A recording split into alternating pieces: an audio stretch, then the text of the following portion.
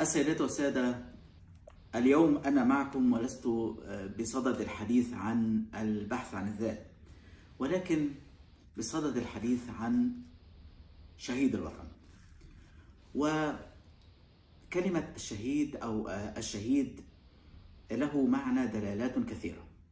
أولها أن أول شهيد للوطن كان منذ تقريبا 1500 عام قبل الميلاد، وذلك الذي كان يدعى سقنن ابن رع الابن. هذا الذي توفي في حرب المصريين ضد الهكسوس، وعندما سقط شهيدا تولى الحكم بعده ابنه أحمس طارد الهكسوس. ما بين سقن الرع وبين آخر شهيد للوطن محمد صلاح هناك الكثير من الشهداء. أتوقف كثيرا عند هؤلاء الشهداء، منهم ثلاثة وجب علي أن أذكرهم. أولهم الشهيد عبد المنعم رياض، رئيس أركان حرب القوات المسلحة، الذي سقط شهيدا بين جنوده في 9 مارس عام 1970. الشهيد الثاني وهو عاطف السادات، شقيق الرئيس الراحل أنور السادات، الذي سقط في الضربة الجوية في 6 أكتوبر. ويعني هذا كان له دلالة، لأن شقيقه الأكبر الرئيس السادات توفي أيضا في 6 أكتوبر يعني في حادثة المنصة. الشهيد أنور السادات والشهيد عاطف السادات والشهيد عبد المنعم رياض وشهيد الوطن سقنن ابن رع، هؤلاء يعني سقطوا دفاعا عن الوطن.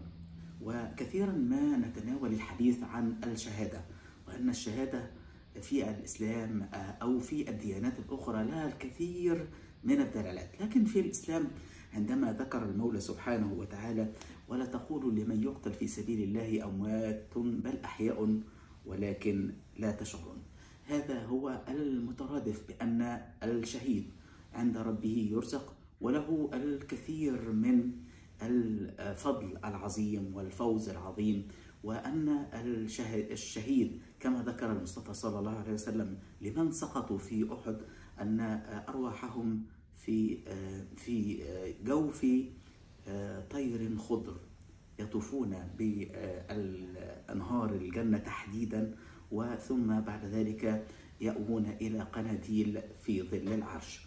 هذا هو الشهيد، له الكثير من المنازل. لكن لكي نعرف الشهيد فنجد أن هناك الكثير من التعريفات لهؤلاء أو من يطلق عليه الشهيد. فالمبطون شهيد، من مات بمرض في بطنه فهو شهيد.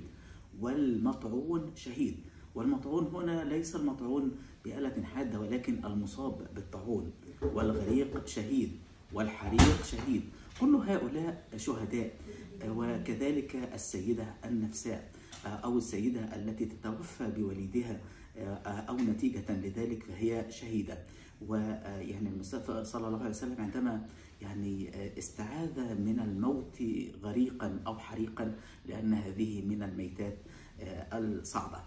الشهيد له الكثير من المنازل، يعني من مات في غربته فهو شهيد. وبرز في السنوات الأخيرة مترادف شهداء المهنة أو شهداء الجيش الأبيض من الأطباء والعاملين في الحقل الصحي نتيجة لإصابتهم بالأمراض بكورونا أو توابعها أو غير ذلك. وكذلك من يعني توفي في الغربة فهو شهيد، ومن مات دون أهله فهو شهيد، ومن مات دون ماله ودون عرضه ودون نفسه ودون دينه فأولئك هم الشهداء. فالحديث السيدات والسادة عن الشهيد له الكثير من المعاني، ولكن يكفي أن الشهيد يغفر له كل ذنبه إلا الدين، وأن الشهيد يشفع ب70 من أهله. هذه من علامات أو بركات الشهيد. ويعني المصطفى صلى الله عليه وسلم عندما قال لأصحابه: انظروا إلى رجل أو شهيد حي يمشي على الأرض، وكان حديثه صلى الله عليه وسلم إلى طلحة ابن عبيد الله. لكن أنا في حياتي هناك شهيد توقفت، شهيد حي أيضا مثل الذي تحدث عنه المصطفى صلى الله عليه وسلم، وأذكره يعني بفخر بأن ذلك الشهيد الحي الذي التقيته يوما والتقيته كثيرا بعد ذلك في احتفال القوات المسلحة باليوبيل الفضي منذ 25 عاما. كنت التقيته في واحدة من قاعات الاحتفالات وأنا بصحبة عمي البطل محمد العباسي، أول ما رفع العلم في حرب أكتوبر، أول ما رفع العلم المصري على أرض سيناء في حرب أكتوبر المجيدة. التقيت ذلك البطل عبد الجواد سويلم الذي أطلق عليه الشهيد الحي، الذي أصيب في حرب الاستنزاف بعد قيامه بالكثير من العمليات الفدائية. ولم أتمالك نفسي بأن قبلت يده اليسرى، يعني فرحا بعطائه ومجهوده. عبد الجواد تحديدا يعني كان له يعني العطاء في أن فقد معظم جسده، تحديدا فقد قدميه وفقد ذراعه اليمنى وعينه اليمنى وجزء أو جرح كبير في ظهره، فأطلق عليه الشهيد الحي.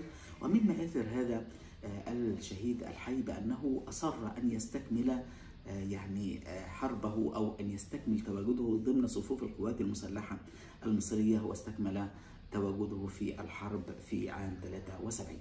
بعد ذلك ومنذ 3 أعوام تقريبا عندما توفي عمي البطل محمد العباسي، قدم إلينا هذا الشهيد الحي عبد الجواد سويلم معزيا في عمه، فكان لذلك الأثر الطيب وترك بصمة للكثير من الشباب أن هناك من القدوة الذين نستلهم منهم يعني مشاعر فياضة ومنهاج حياة إلى الباحثين عن قدوة في حياتهم، لمن ضحوا أو لمن ضحوا بأرواحهم من الشهداء، أو من ضحوا بأجزاء من جسدهم، كذلك الشهيد الحي. الشهيد في كافة منازله قديما وحديثا يعني له معنى الكثير من الوقفات للتبجيل والاحترام والتقدير. فيكفي أنه يعني يشفع في 70 من أهله هذه واحدة، لكن يعني بكل فخر ربما نجد في كثير من البيوت الشهداء أو الأبطال الذين نذكرهم بكل الخير، ولا يتوقف الموضوع أبدا على تواجد نصب تذكاري للشهيد أو نصب أيضا للجندي المجهول وغير ذلك، لكن هذا هو الشهيد الذي ضحى بروحه، له الفوز العظيم وله الأجر العظيم وله الثواب العظيم، ولأسرته أن تفخر بأن منها شهيدا سقط فداء للوطن، سقط دفاعا عن كرامته وعن حريته ومن أجل رفاهيته. مشاهدينا الكرام، شكرا لكم.